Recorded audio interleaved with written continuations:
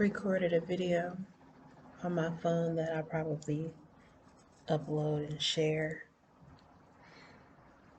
along with this one.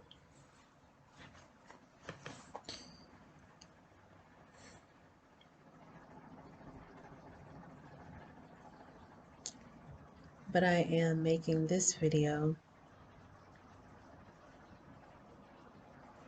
for content purposes, to shed light on the world, at least from my side of town. If you haven't seen or heard about the shooting that took place in Buffalo, New York,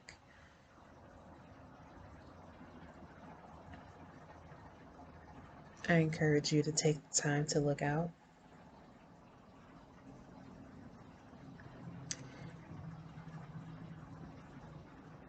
Do some research and inform yourself. People are calling this a hate crime, a racist act.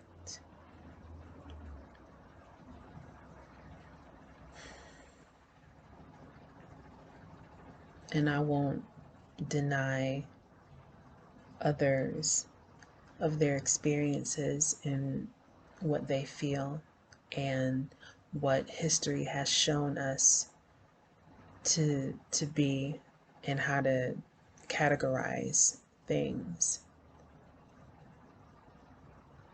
If you live in America, you're not oblivious to American history.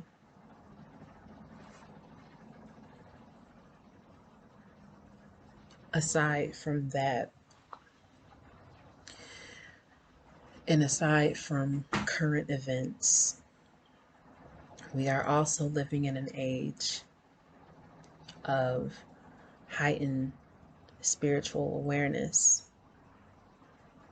and the benefits of learning more about one's self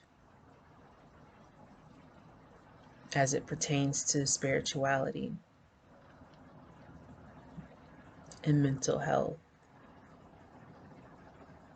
and the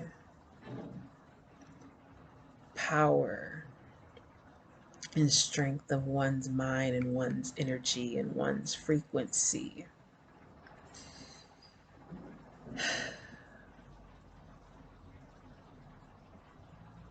I am aware, as you may be aware, there are forces seen and unforeseen that have been placed within our lives, within our universe, within our world, that are meant to invoke fear. There are these things that are meant to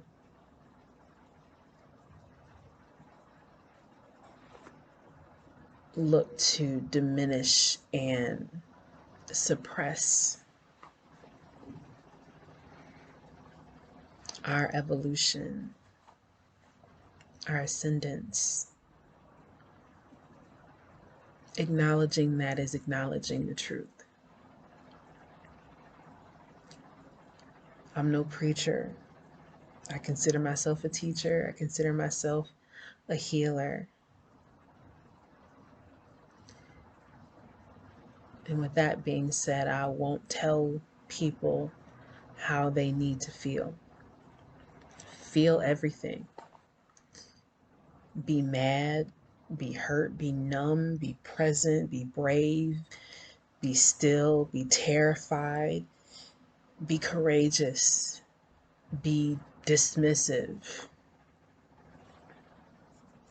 be willing, and be grateful. I was out in the world yesterday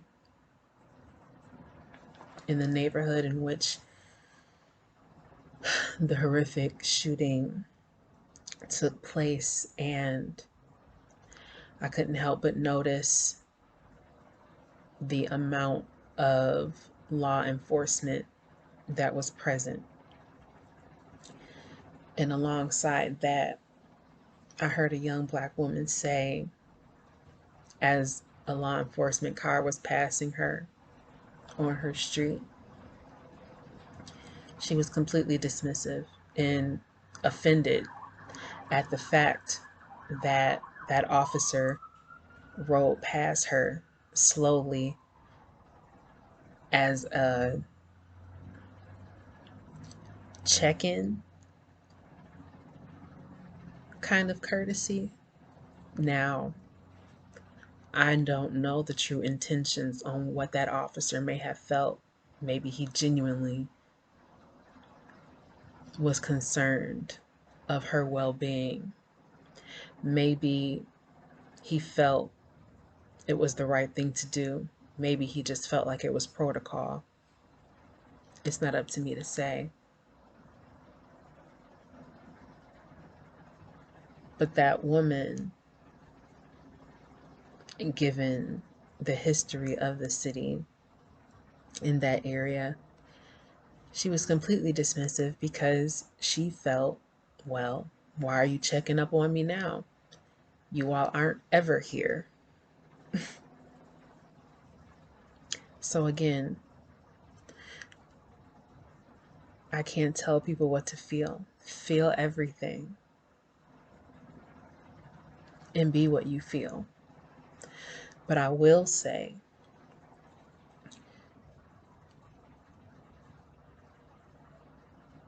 be good and loving enough to yourself so that you may still affect change in our world. We cannot change what happens outside of us. We cannot control other people's actions. But we've all heard that saying, be the change in which you want to see within the world. If you want to change the world, change yourself. Mike said, be the man in the mirror.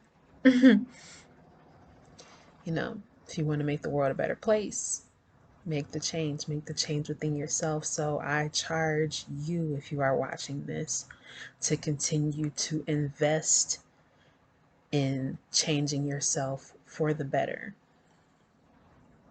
Like I said again, I can't tell you what to feel as a result of what has happened here, or as a result of what has happened across our nation since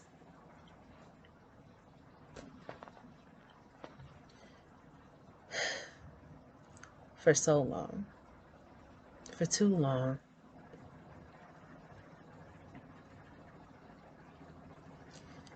And with all that being said, I don't know how we get to a place of unity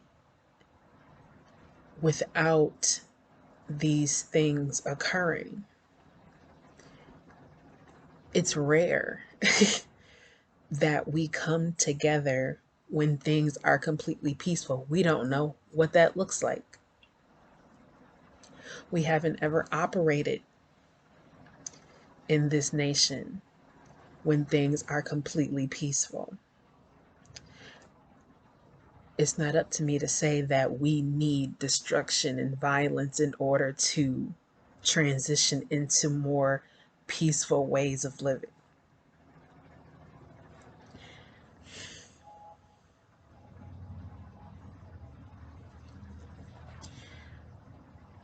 But it seems like that's the only way we learn.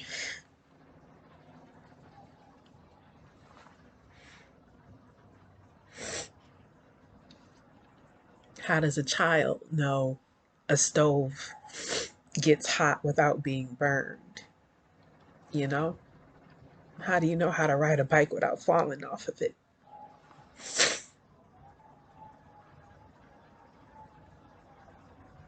As sad and as painful, as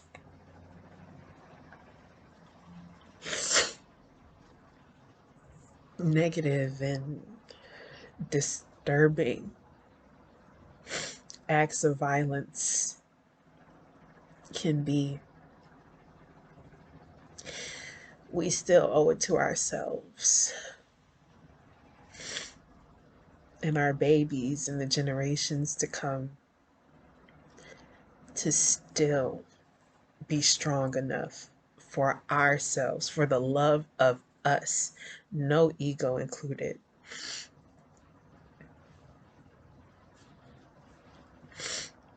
For the love of us,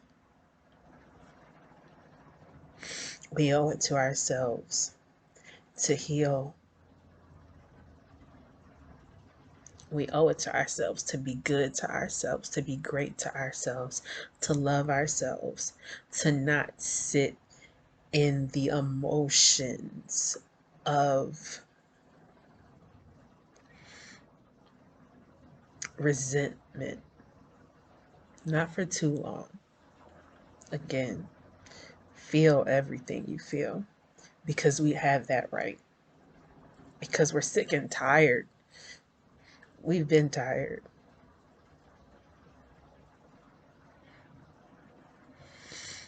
But we do continuously and time again get back up.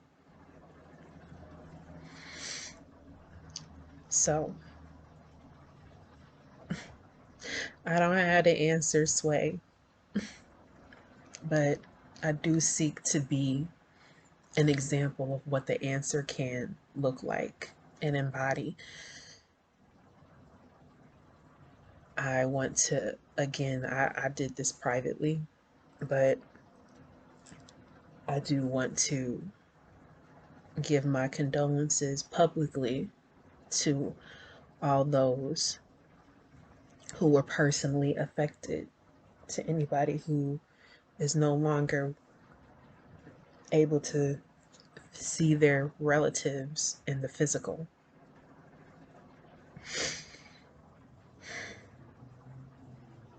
Know this: just because something is no longer in your possession does not diminish the fact that it is still yours. Your family, in their essence, in their spirit, will continue to live through the city as an example and through you. Know that love is real and true. To my city,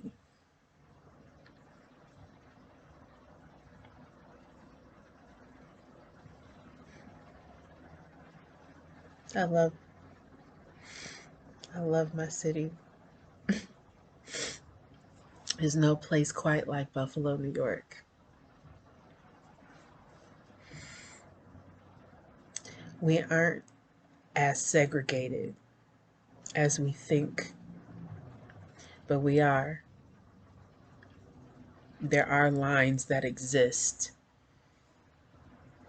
within my city, but I know that there's a love in my city that is powerful enough to bring us together.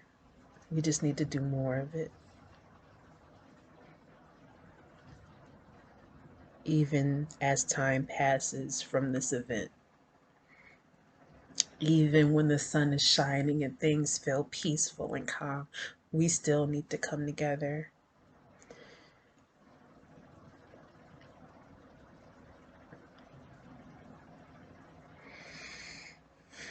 We are unified if we so choose to be. I'm not going to make this a long video, but I think you get the point by now. What I feel. And I am you. What needs to continue to happen.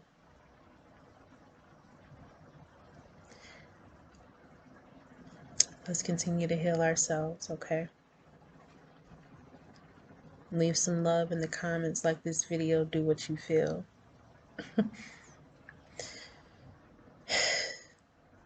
Until next time, more peace.